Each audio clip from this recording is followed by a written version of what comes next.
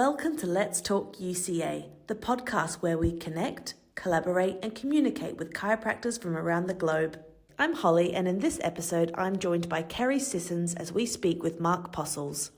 Mark shares his perspective on the evolution of chiropractic, the importance of the innate model, and the future of the profession in the age of AI and research. We discuss the power of human connection in care, bridging the gap between science and philosophy, and the role organisations like the UCA play in shaping the profession's future and legacy.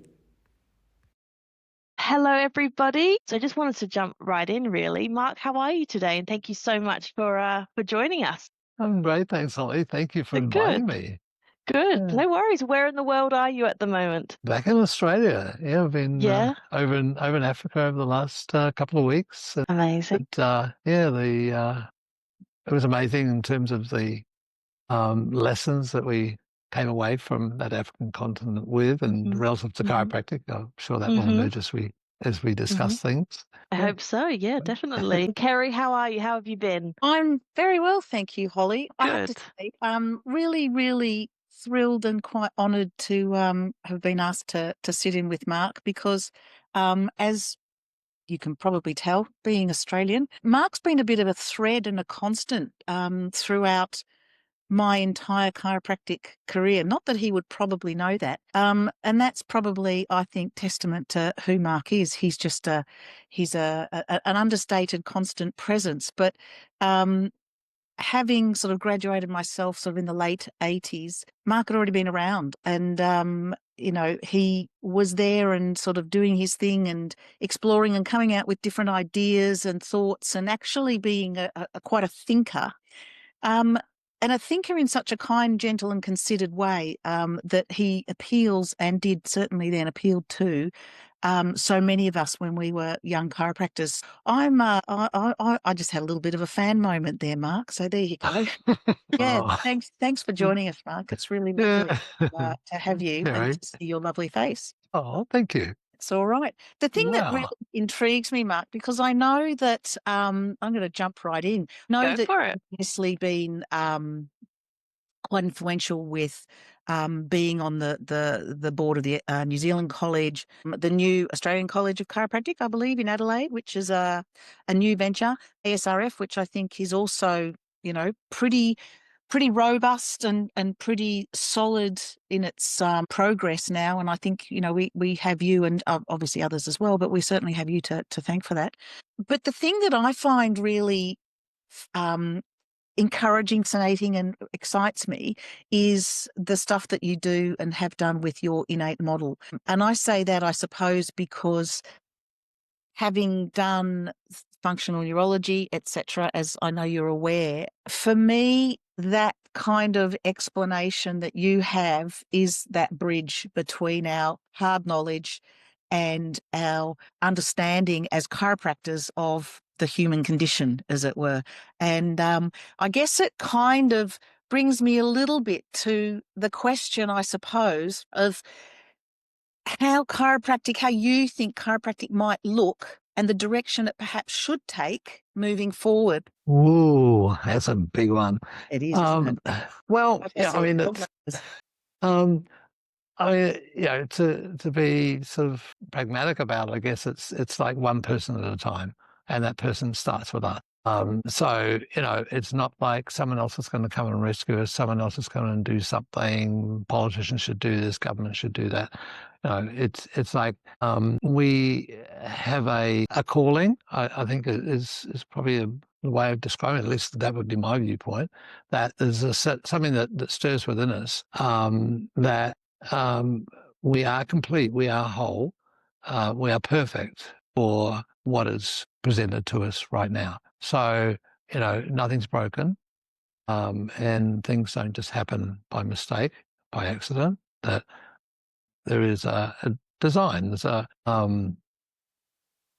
process that we can observe and either ignore or learn from. So, I think chiropractic is such a wonderful expression of that, and that we are never dealing with the same person twice. In fact, we're never dealing with the same person in one adjustment series. As soon as you as soon as we have a connection with a person, that changes all of us, and possibly makes change on the entire collection of us, which is probably the world of humanity.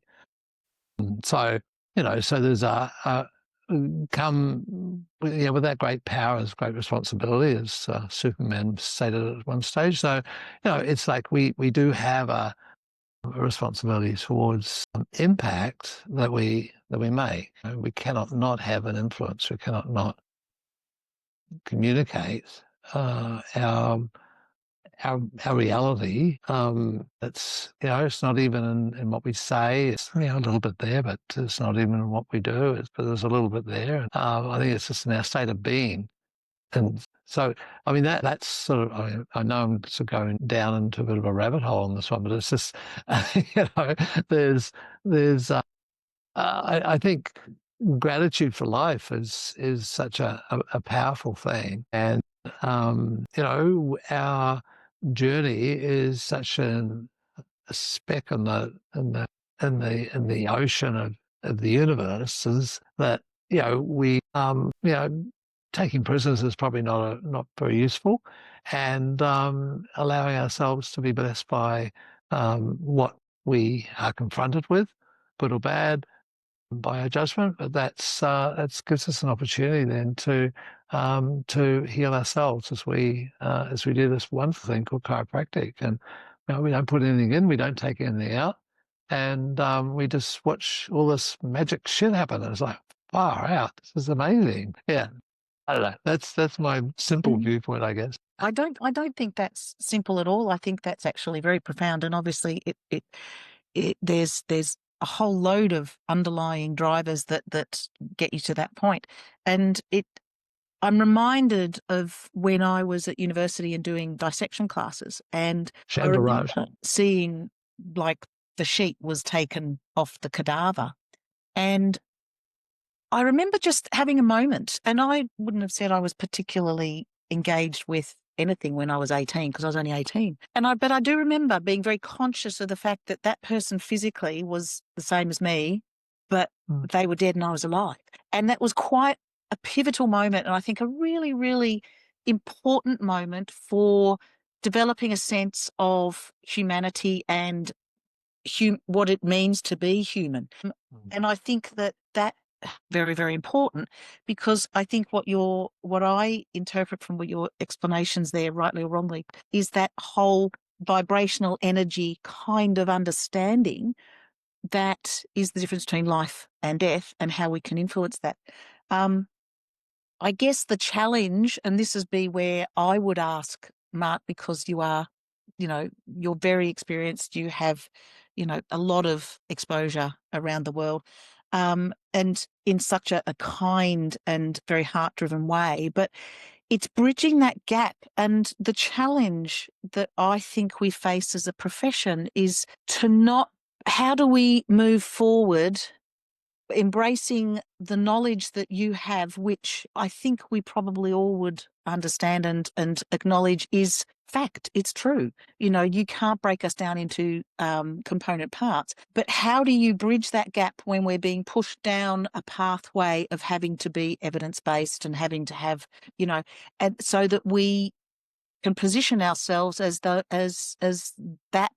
those people that can make that difference. And I think that bridging that gap between your understanding and what we're being driven to is the challenge. And I'd love to hear your insights on how you think we can potentially do that, other than, as you say, yes, you can only deal with the person in front of you, but it becomes a little larger than that. And your experience with, maybe the ACC and the New Zealand College and stuff, how does that come into play? It sure does. I think we're dealing with a human being, right? So, the human is the humus. That's the origin of that word. It's the dirt. And the being is the essence, right? So, and many times we lose sight of the being, and we deal with, if you like, the cadaver, the physical stuff. So, and that's the distinction between life and death, and that, vibration is the essence of who we are, what is, in terms of the vibrational rate of a cell, or within that the molecules and the atoms and so forth. And this is what chiropractic is founded on. It's founded on tone. That D.D. had that in his first book in 1910, right across the front page. Founded on tone. So, we are aware of the fact that this vibration, that creates matter, is, and quantum physics is certainly pointing this out to us now. In chiropractic, I think it's way ahead of the band as far as this goes. But the resonance of ourselves and those things around us and stuff around us is all one, and it's just in a different form of vibration. So within the human being, then we have a left brain and a right brain, and if you like, there's this history, and if you look at some of the texts on this, it describes the left brain as being the blade, and the right side being the chalice, and the right brain is the creative, and the left brain is the more lineal and more structured, wants to have control and so forth. So, and this is just stuff that we play with within chiropractic, and we acknowledge and we work with. And I guess that's one of the things that led me to saying, is there a pattern to this? And obviously studying personalities, as we've all been exposed to some type of personality profilings, I ended up putting a spreadsheet together of about 200 different ones. And they all seem to come out in this 4 archetypes, or 4 styles, or 4 distinctions around human beings. And when you look at them, there's an interplay between those two sides, the left and the right side of the brain. And when you look at the relationship between those two and the order in which they function, you have an idea about something, which is it's a right brain conceptual thing. It's a forebrain conceptual thing of saying, well, why and why not, and what are the possibilities here, and looks into the future and gets really excited and comes up with some big philosophical constructs maybe, or a possibility. And so then that fires across into the left posterior part of the brain that has to bring some order and structure into that. And so from that metaphysical concept, we have our reductionistic left brain, which allows us to make sense of things and order and structure, create some sort of meaning from it. And then that allows us to shunt it across the right posterior part of the brain. This is the hindbrain, so it's pretty reptilian, but we're about safety at that level. So we then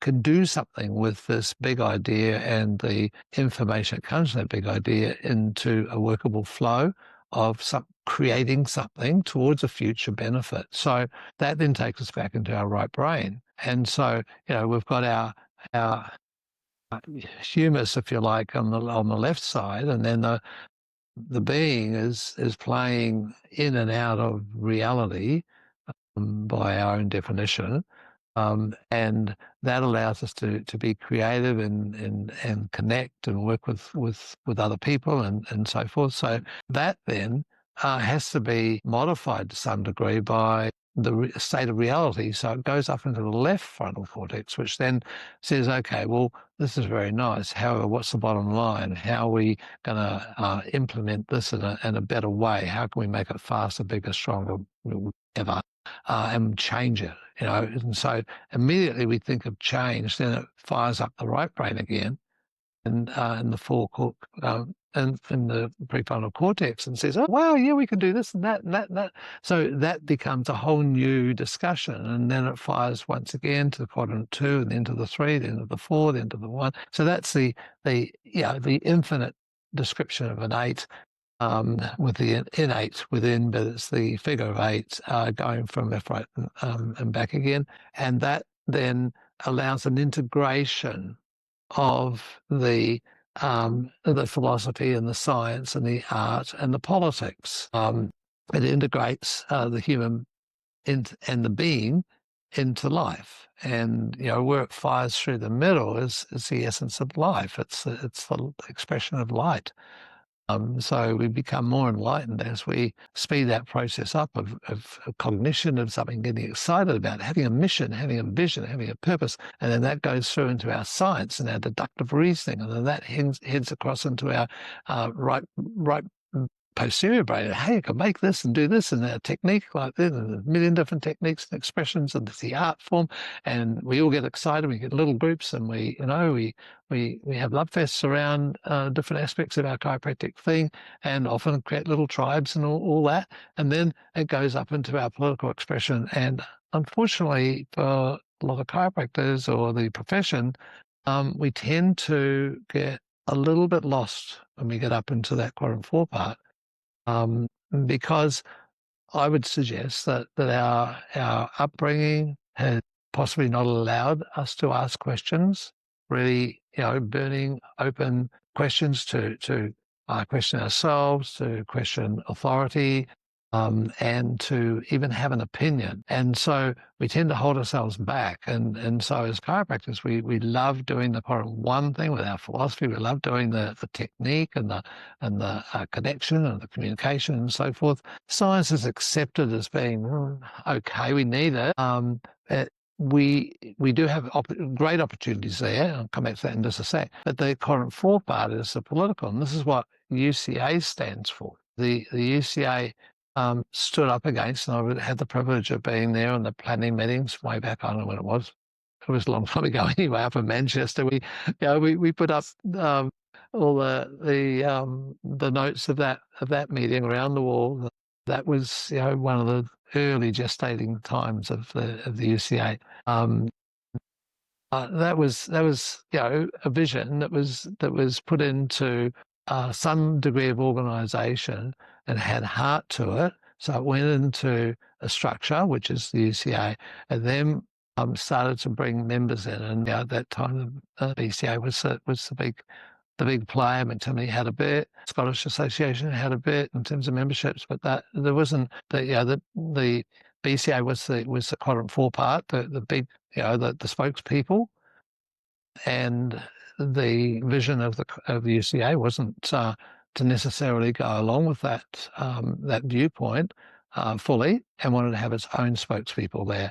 So and I think they've brilliantly created that in over the time with incredible people such as yourself there with allowing the philosophy to be expressed based on science. And this has been one of our big things in New Zealand College, is to make sure that we have high impact studies being done way above the political rags of the chiropractic journals and stuff, so that you get much more credibility. So Heidi and Kelly and Imran and a whole bunch of people like that, they've got like 30 researchers now in New Zealand College that are driving the connection between that right brain and left brain, because it's about the questions you ask. So you ask good questions in the quadrant 1, you will get good answers in the quadrant 2. And so that's giving voice to the quadrant 4 part, which is something that's really necessary, I think, in any system. A human being, if we don't have a voice, we're suppressed.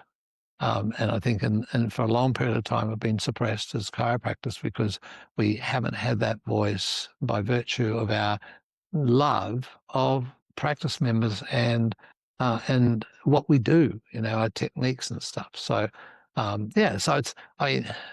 so just a real quick sum up on that, then it's an integrative approach. It's a right brain, left brain, forebrain, hindbrain.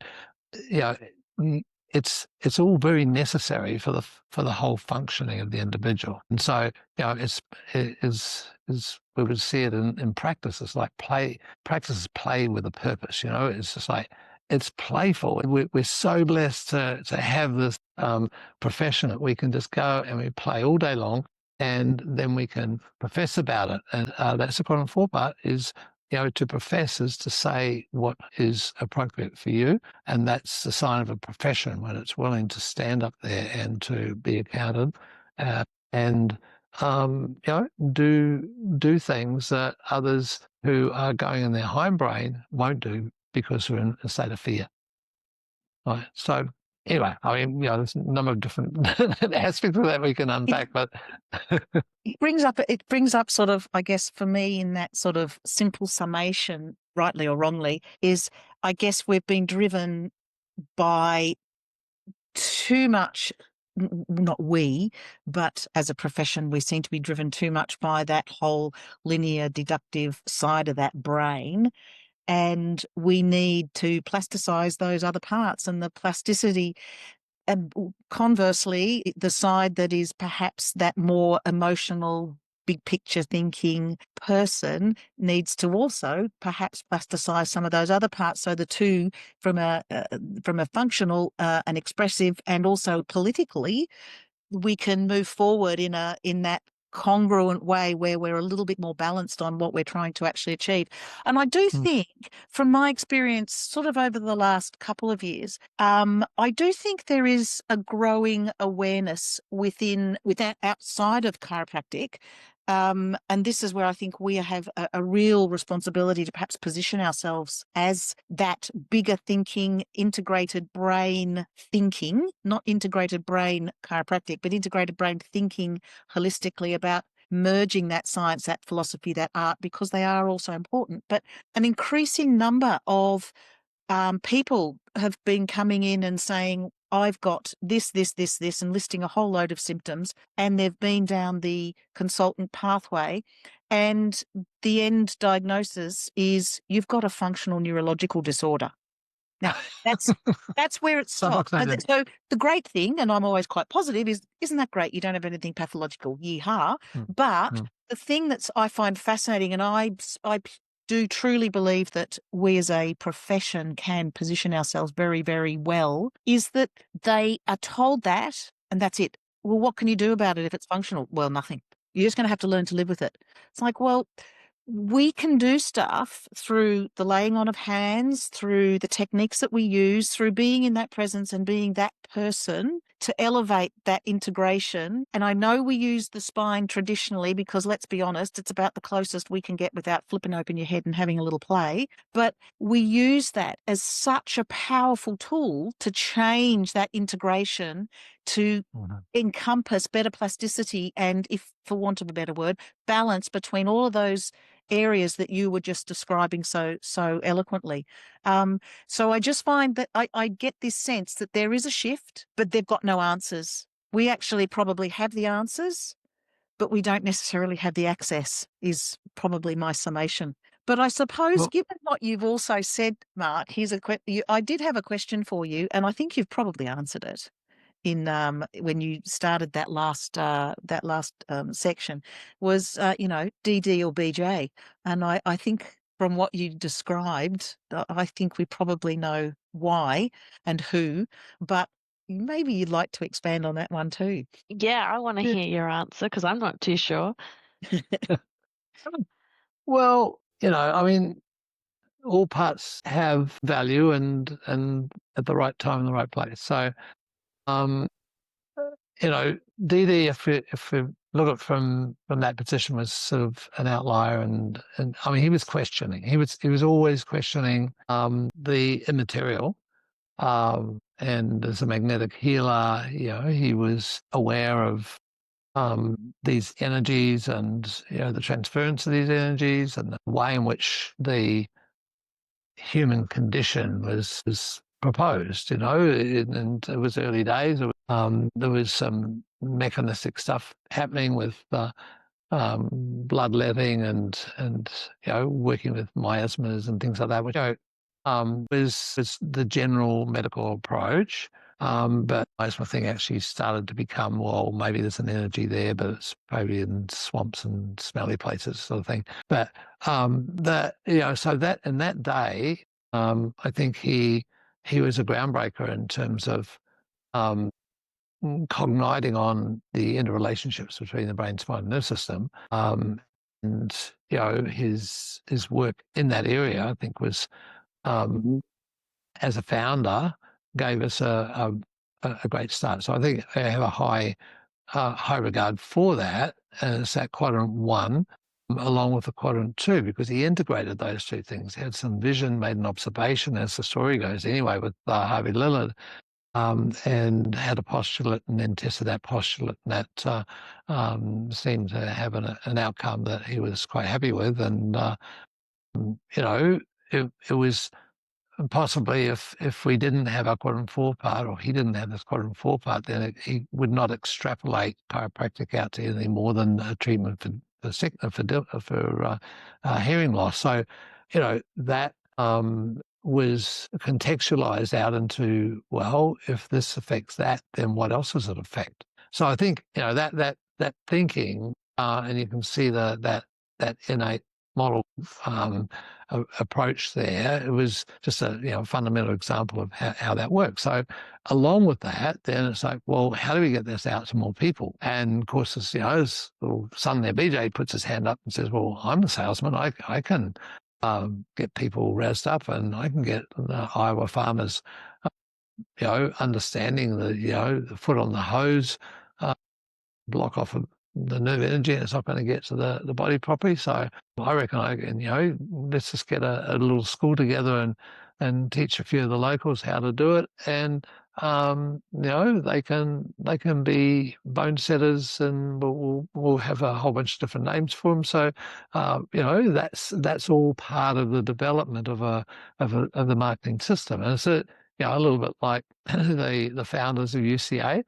They had this vision for that was bigger than what was being offered at the time, and they realised they had to set up that structure and set up the application in a different way that was going to be a new way, and then there's been time over time we've had different, more sales oriented people in to speak to the groups and the masses and get them excited and get them into different ways of seeing it and applying it and so forth. So I think BJ had a huge part to play in that capacity. So it's the integration really of the left and right brain once again. Bit like life, isn't it? Something. Yes, Sorry, Kerry. I just wanted to, sorry to take it off track, but something you mentioned, Mark, a few moments ago, was about the early days of the UCA. And as you know, we celebrate 25 years this year, so it's definitely been a very hot topic of ours, throughout the year, and at CE coming up and everything like that. And I wanted you to perhaps tell us a bit what it was like as someone who was around in those early days. What are some of the memories like of back then, either pre-UCA or early days, for anyone listening that is, perhaps they've just become a member, or they've just become a chiropractor even, or they're only curious about chiropractic. What was that time like? What can you share with us in terms of early day memories of the UCA? Okay, so there were the little outposts of chiropractic, and had a lot of Australian and New Zealand influence, I think, at that time as well. As Kerry would attest to, there were people, the McCrossins and so forth, that were sort of on the scene. There were graduates from the college in Bournemouth. I think that was operating then. The UK chiros probably mainly came from, if they were overseas trained, from Palmer College at that point in time. McTimoney I think he was at Palmer grad, wasn't he? There was a vast number of chiros I'm not sure the numbers at that point in time, in the 90s. Kerry would probably have a better recall on this one.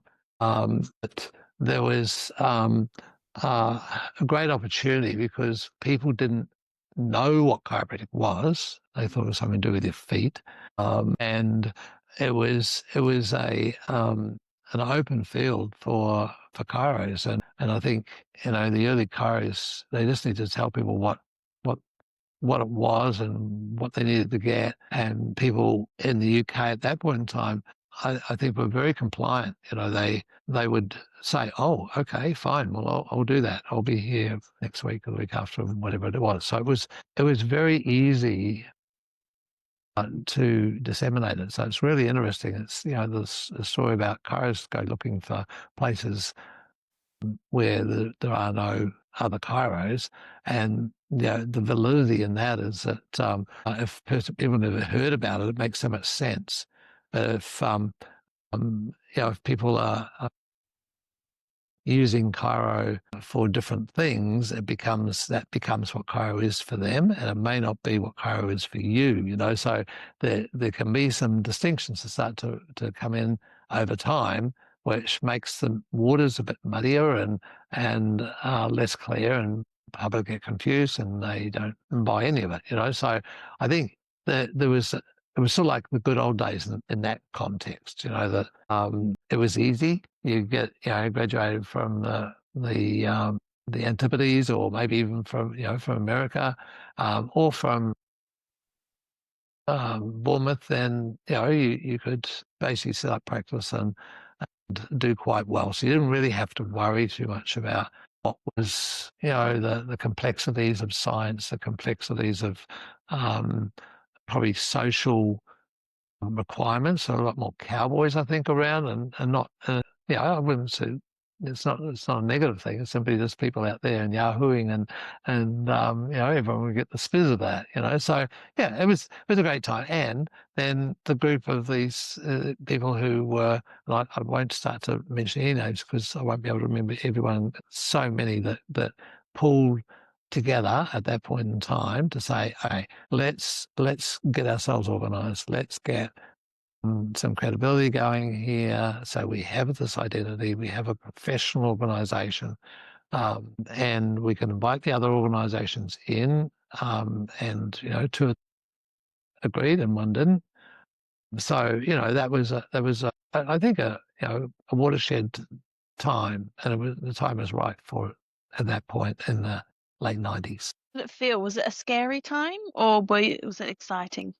Oh, it's exciting. I think, because you wouldn't come here if you didn't like a challenge. We didn't like, because you're right on the outside. People didn't think, like, chiro, what's that? So now I guarantee you go down Main Street and most people would know what a chiro is. They'll have their opinions, but so it was like the Wild West as far as that goes. It's quite it was quite liberating in so many ways. You're right. I seriously, I had a little wry smile when you were talking about something to do with feet, because I did literally have a new patient walked in on, and I said, so, I introduced myself. How can I help? And they said, well, I've got this verruca. Okay, I've got a Swiss Army knife, but they had no idea. So I don't think you want to be here. So it literally was that unknown. And I've also had a conversation on an airplane once by chance, and someone said, what do you do? I said, I'm a chiropractor. And they went, is that singing? I said, no, it's not quite. And I have to say they were very fond days, because you're absolutely right, Mark. I think there is that freedom and liberation of being able to practice congruently and ethically, but within your understanding of what chiropractic is to you, and philosophically, and to other people, that I think is where we face the challenges a little bit now, because we have more guidelines and more constraints. I don't think that means that we have to practice without that. I think that's still very, very important. Mm-hmm. But it's, again, what we go back to is that marrying the science, the art, and the philosophy, so that you can still practice with a very, I say traditional, but a very strong philosophical understanding, but it can be supported. And I think that's where places like New Zealand College is probably the standout, as you would probably be aware, with the research that's going on, because much and all as we resist it, it has to be, in order for us to go forward, I think it has to be done, doesn't it? Well, it does, and it's about the strategic approach to that one, because there's a squillion studies on back pain, and there's not too many studies, I don't, in my knowledge, on the accuracy of pain interpretation. But anyway, that's a whole other story. So I would say back pain studies are based on a false premise. But anyway, we won't go there. But that's all right. I often use the example of pain as not being an indicator of where the problem is. Well, if you're an amputee and you've got phantom limb pain, what would you like me to do? yes, Not about where you feel it, about where you perceive it. Exactly. So there's this opportunity that we have to go to higher impact journals, and I think the lower level journals are political rags, and they're done to further a political position. Whereas one of the strategies within the NZCC would be go for the high impact journals, go for the 3.5s and above, because you've got people there who just are interested in science. They're interested in asking a question and testing that, and coming up with findings relative to it. So I think that's been if we were to look at course of direction here, this is something I think we need to do more of. Disassociate ourselves from the chiropractic rags, for example, because for the most part they have an agenda, and that is to set a certain narrative in place, and likewise the medical rags. So go for the higher stuff. It's tricky, but it can be done, and it has been done, and it's done more and more, I think. So that then starts attracting like-minded researchers who want freedom of research activity into their midst. New Zealand's certainly a good example for that. And, as a founder of ACC, that would be one that we want to develop. Obviously, you've got to be able to crawl before you walk. So we're just come through crawling phase with the first cohort of grads on the now out there in the field. So there's lots more to come in this area. So watch that space. But so that, does that make sense? Yes. It's that old adage, isn't it, that with research too is that you learn more and more about less and less until eventually you know everything about nothing. Nothing. And it's true, isn't it? So, so my question, because obviously I've been practicing for a while, dare I say, not as long as you, but so I am all this really is one that speaks from my heart. So what it does inspire you to keep inspiring others, sort of in practice, in coaching, in life, etc. What does inspire you? Amazing question. Is that too big a question? That's a really no, big, it's a good one. The little baby question, actually. It's so insignificant. Our inspiration comes from, I guess, our values being expressed in a way that we feel good. Really, we've done these all sessions which drive people crazy, but it has a great outcome in terms of for what purpose do you do what you do as a chiro, and you get all the reasons and all the altruistic things, and affects humanity and helps this and helps that and all the rest of it. By about the second or third hour of just asking for what purpose, it invariably comes down to feels good. It just feels good. It's like we do our thing, and when we're really feeling good about our thing, and we're feeling good about ourselves, and we're being grateful for who we are and where we are in this moment, then that's nirvana. And I guess as a species, we move towards pleasure and away from pain, don't we? So that's that's another thing, isn't it? Yeah. So, yeah. That wraps up part 1 of our thought-provoking conversation with Mark Postles. In part 2, we continue the journey unpacking more of his experiences, perspectives, and practical wisdom. We hope you enjoyed today's episode of Let's Talk UCA. Your feedback will help us deliver new topics and guests for future episodes. The bios of the interviewee and co-host, along with our contact links, are included in the show notes below. Thank you for listening.